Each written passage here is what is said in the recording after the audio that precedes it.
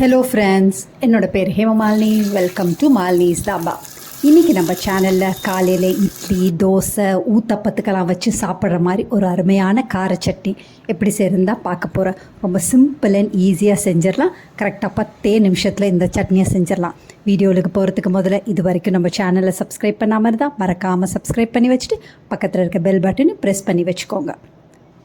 கார சட்னி செய்கிறதுக்கு நான் அடுப்பில் கடாய் வச்சுருக்கேன். இதில் 2 டேபிள் ஸ்பூன் அளவுக்கு எண்ணெய் சேர்த்துருக்கேன். எண்ணெய் நல்லா சூடானோன்னு 3 காஞ்ச மிளகாய் சேர்த்துக்கோங்க. அதே மாதிரி 3 காஷ்மீரி மிளகாய் கலருக்காக தான் சேர்க்குறது.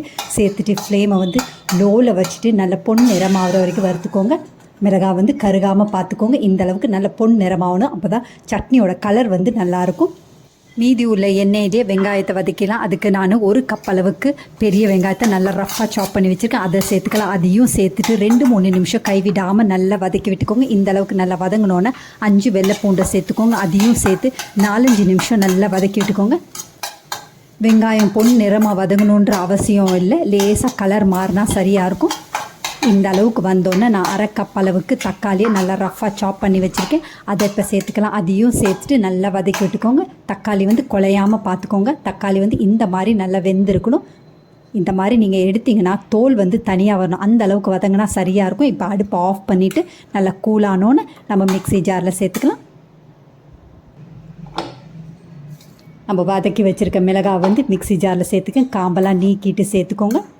இப்போ தக்காளியை மட்டும் சேர்த்துக்கலாம். வெங்காயத்தையும் வெள்ளை பூண்டையும் அதுக்கு பிறகு சேர்த்துக்கலாம். முதல்ல தக்காளி, காஞ்ச மிளகாய் 2த்தையும் சேர்த்து நல்லா நைஸாக பேஸ்ட் மாதிரி முதல்ல அரைச்சிக்கலாம். அதுக்கு பிறகு வெங்காயத்தையும் வெள்ளை பூண்டையும் சேர்த்துக்கலாம். இப்போ முதல்ல அரைச்சி எடுத்துகிட்டு வந்துடலாம். இப்போ பாருங்கள், நைஸாக அரைச்சி எடுத்துகிட்டு வந்தாச்சு. இப்போ நம்ம வெங்காயத்தை சேர்த்துக்கலாம். பொதுவாகவே நம்ம சட்னி அரைக்கும் போது வதக்கி வச்சுருக்க எல்லா பொருட்களையும் மிக்ஸி ஜாரில் சேர்த்து நைஸாக அரைப்போம். அந்த மாதிரி செய்கிறத விட முதல்ல தக்காளியை அரைச்சிட்டு அதுக்கு பிறகு வெங்காயத்தை குறப்பாக அரைச்சிக்கினா சட்னியோட டெக்ஸ்டர் ரொம்ப நல்லாயிருக்கும். தேவையான அளவு உப்பையும் சேர்த்து நல்லா அரைச்சி எடுத்துகிட்டு வந்துடுங்க. குறப்பாக அரைச்சி எடுத்துகிட்டு வந்துடுங்க. பாருங்கள், இந்த அளவுக்கு அரைச்ச பிறகு மிக்ஸி ஜாரில் கொஞ்சமாக தண்ணி சேர்த்து அந்த தண்ணியும் நல்லா கலந்து விட்டுட்டு சேர்த்துக்கலாம். இப்போ ஒரு தாளிப்பு கொடுத்துடலாம். அதுக்கு 2 டீஸ்பூன் அளவுக்கு எண்ணெய் சேர்த்துக்கோங்க. இதில் 1 டீஸ்பூன் கடுகு, 1 டீஸ்பூன் உளுந்து, இதெல்லாம் நல்லா பொரிஞ்சோடனே கொஞ்சமாக கருவேப்பிலை அதையும் சேர்த்து நல்லா பொரிஞ்சோடனே நம்ம சட்னியில் சேர்த்துக்கலாம்.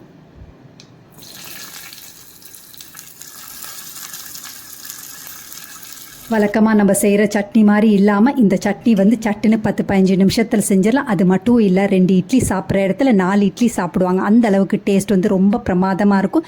இதே மாதிரி அளவுகளோடு நீங்களும் இந்த கார சட்னியை செஞ்சு பார்த்துட்டு எப்படி இருக்குன்னு கமெண்ட் பண்ணுங்கள். பிடிச்சிருந்தா இந்த ரெசிபியை உங்கள் ஃபேமிலி ஃப்ரெண்ட்ஸோடு ஷேர் பண்ணுங்கள், லைக் பண்ணுங்கள், சேவ் பண்ணி வச்சுக்கோங்க. இந்த மாதிரி சட்னி ரெசிபிஸ் வேணும்னாலும் மறக்காமல் நம்ம சேனலை சப்ஸ்கிரைப் பண்ணி வச்சுக்கோங்க. தேங்க்ஸ் ஃபார் வாட்சிங் ஃப்ரெண்ட்ஸ்.